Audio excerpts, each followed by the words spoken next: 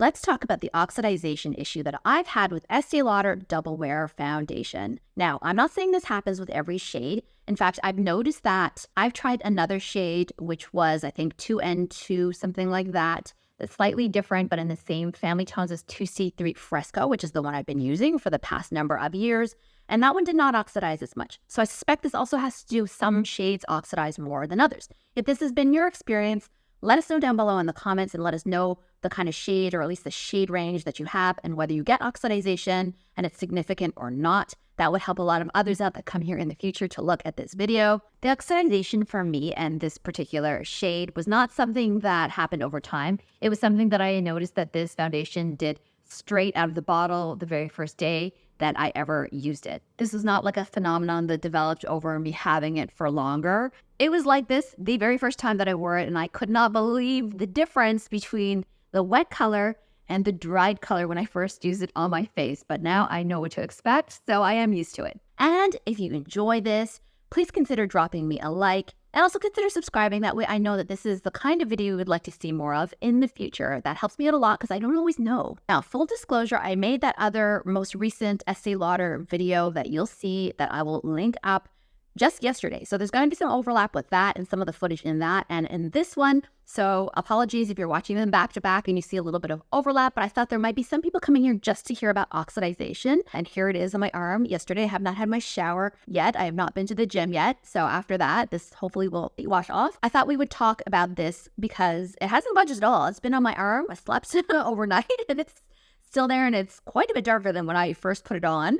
We'll look at some footage. So I'm now here by the window, and you can see that how different it looks actually, how much darker it is looking in a bit of natural light compared to the way it looked downstairs in a softer indoor light. And you can see it oxidizing. You can have a look there. There's an outer ring, and you can see that is a little bit darker and darkening compared to the middle. You can also see that there's some rosy tones that were not so easily visible downstairs in the indoor light. Okay, so it's been about 20 minutes and I've done a fresh smear on the top, and you can see the difference between the colors, right? So that's why it's so vital that you check for your oxidized color. Now, by contrast, you can see it drying down here on my cheek, and if you look from far, it's actually a pretty good color match, and that's in contrast to how it looks on my arm. So that's why I think it's really important to give it a try directly on your skin, on your cheeks, or somewhere like that if you can. Just wanted to give you a view of both of them at the same time. Here it is on my face, and there it is up on my arm. Now, these are much thicker smears, obviously that you would wear,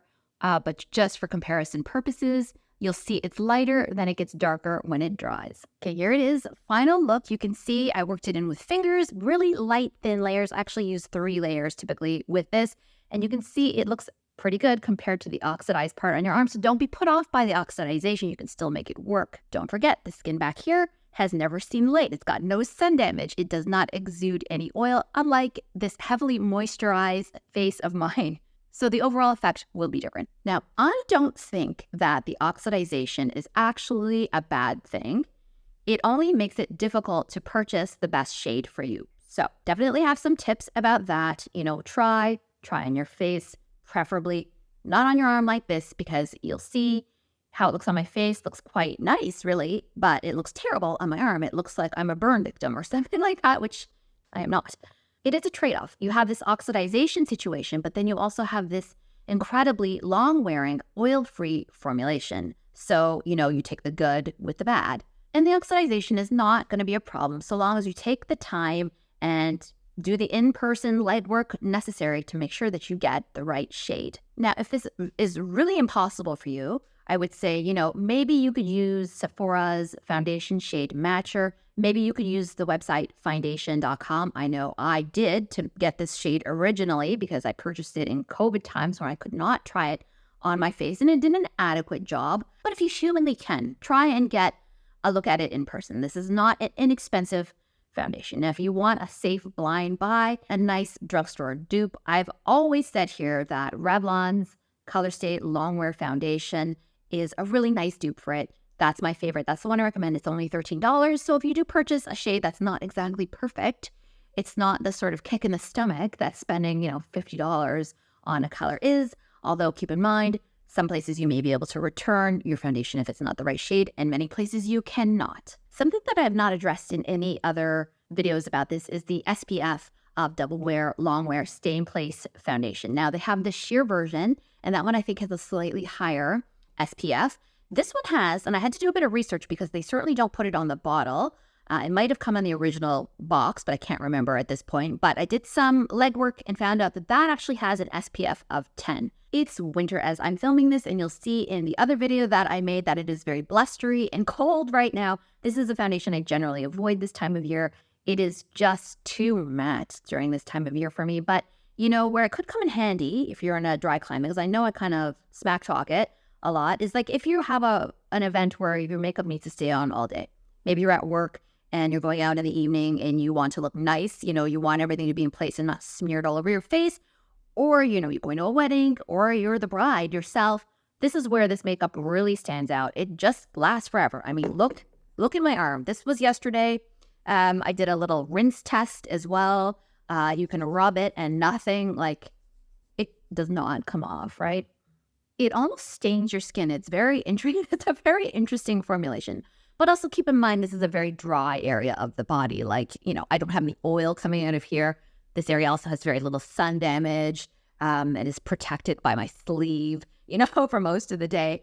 But an interesting phenomenon, no less. And look how dark this is compared to how it looked on my cheek, or compared to even how it looked before it dried down yesterday. Once the oxygen hits it, it sort of changes color. The best analogy I can make is that this foundation is a little bit like paint drying. If you've ever had the experience of painting either the walls or, you know, when you were a kid on a piece of paper, you will remember that the shade that you first stroke it on when it's wet looks different once it dries completely. If you can, set aside some time to go barefaced to the department store or Sephora or wherever they sell Estee Lauder Stay in Place Double Wear Foundation and give it a try on bare skin. And it's not enough even just to try it on and to swatch different shades, but let it dry down completely. This is really essential. I don't mean 1 or 2 minutes. You want to look at it outside and give yourself a good 20 minutes and come back later. You want to purchase for your oxidized shade, not the wet shade that comes straight out of the bottle. Just interesting to know, and all the more reason for you to maybe give it a try in person. Now, this foundation is very divisive, but it has been around for 27 years now, and that is probably one of the longest runs